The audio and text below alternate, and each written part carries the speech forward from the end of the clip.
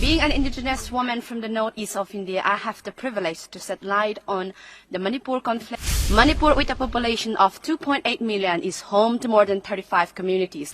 One of the main reasons of this conflict is over land rights and controls and ownership of the land between the two communities.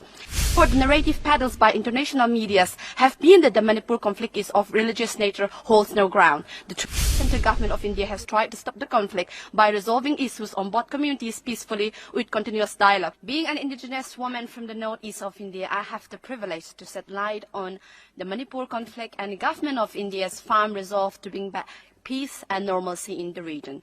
Manipur, with a population of 2.8 million, is home to more than 35 communities. The majority of them can be classified into three main ethnic groups: the Meitei, the Nagas, and the Kukis. Geographically, the state can be divided into two parts, Imphal Valley and the hill areas. The valley accounts for over 11% of the area, but is home to 57% of the total populations, mainly Meitei. The hill areas are dominated by Naga and Kuki tribes and comprise 43% of the state population.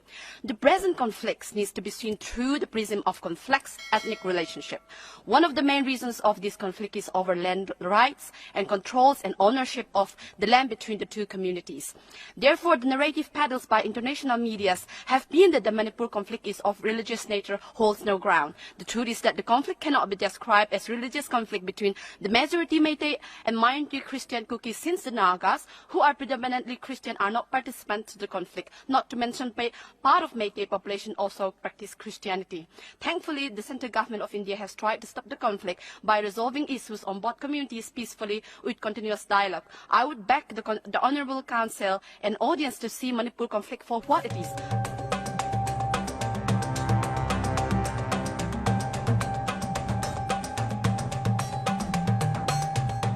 Being a Christian and also from the northeast of India, what I'm trying to bring it here is that the real reason, the cause of the ethnic clash between the two communities.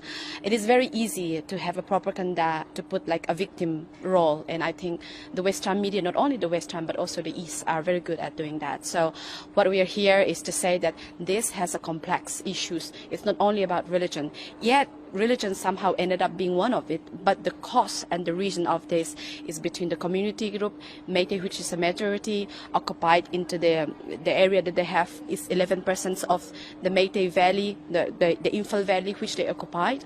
So I think as a community, as a Meitei, if I were a Meitei group, and we are almost overpopulated the area. And the whole area of the tribal community, which is also the hill, which is about 90% of the entire Manipur, it belongs to either the Kuki or the Naga tribes. So essentially, both sides, I wanted to expand my territory. But, you know, this, I think the original cause of the issue is the British divide and rule policy, dividing India already from like Pakistan, the East and the West, bringing religion use as a tool to divide people. I think somehow the post-colonial division is still happening. And unfortunately, with the case of Manipur, it's hard because I would be sided Kuki, but I want to be partial here because Kuki are my people. But at the same time, the reasons that putting Christian versus Hindu, because not all Meitei are Hindu. Majority are Hindu, but not all of them are Hindu. The same goes for the Kuki. Majority are Christian, but not all of them are Christian. Like myself, I used to have indigenous, my tribe used to worship something else. The British colonized us, sent missionaries. I'm very thankful that I'm Christian, and I'm a progressive Christian. However, a lot of ethnic problem in the Northeast, the consequence is the religion, but not the true cause. So I think here it is so important that highlighting the reasons why ethnic between two majority and a minority happen in an era that is still happening. We are still suffering the post-colonial, the British divide and rule policy. So I think highlighting that is crucial as an Indian, and also highlighting the diversity in the northeast of India. We are all of different tribals, different ethnic groups, having a little bit fight between ourselves, but we all stem from the same, even especially with the geopolitics on the border between Myanmar and Bangladesh. There's so many tribal area, and not just Western media or someone vested party cannot just say that, oh, a minority Christian is being killed or prosecuted based on this and that without an actual cause. So I think it is important to highlight the true reason of what is happening there. My last question to you, do you believe that the Western media or the West do really understand the the complexity of the Northeast India? Not at all. Being a native, I can say that they don't. And plus, I think also nowadays, I can also see that there is a group of us, in a way, from inside, who wanted to portray the truth in the face to the mainland India, as well as to international media.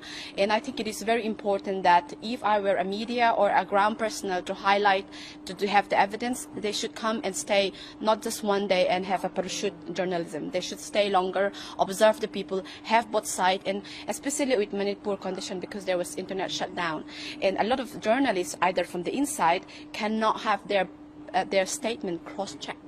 I think that is one of the reasons as well why we have biased media.